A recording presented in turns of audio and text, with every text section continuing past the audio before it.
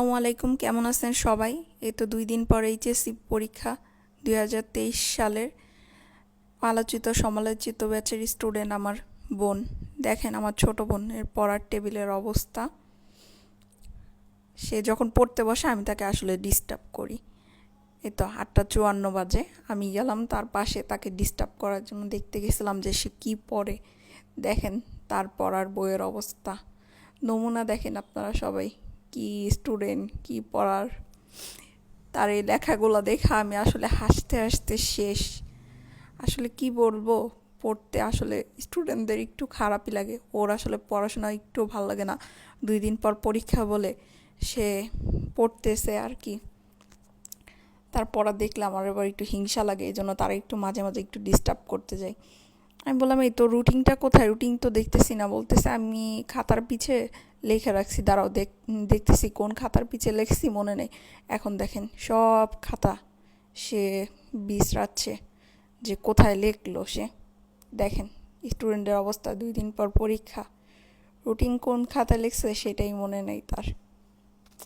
এই তো এখন সে খুঁজতেই আছে, বলতেছে আরে দাঁড়াও, কি করতেছো তুমি? তুমি আবার আমার ভিডিও করো না।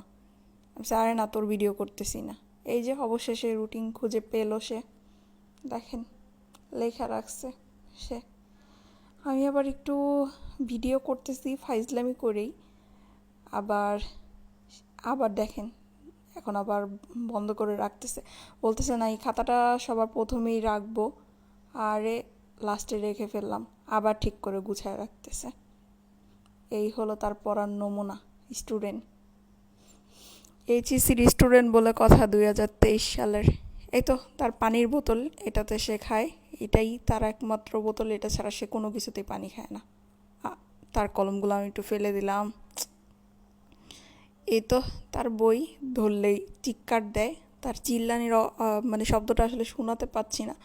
এখন তার ডালিমটা আমি একটু নিয়ে একটু খাবো, খেতে যাবো, ওই যে সে বাধাও দিয়ে দিছে, চিৎকার দিয়ে উঠছে, তুমি আমার খাবার সব সময় খেয়ে ফেলো। এই যে যেটা পড়েছিল টেবিলের উপর পড়ছে ওইটা আবারও খাচ্ছে। এই তো আমার বোনের অবস্থা। এই তো শেষ দিনের প্রস্তুতি। ওই তো তার প্রিয় ব্যাগটা আমি আবার একটু ধরলাম, ব্যাগের মধ্যে কি আছে দেখতে গেলাম, আর দেখি কিছুই নেই, খালি। এইটাতে সে কি কি জানি লেখে, ওই আপনাদেরকে খুলে দেখাতে পারলাম না, দেখলে আসলে চিৎকার দিবে সে। এই তো লাস্ট প্রস্তুতি তার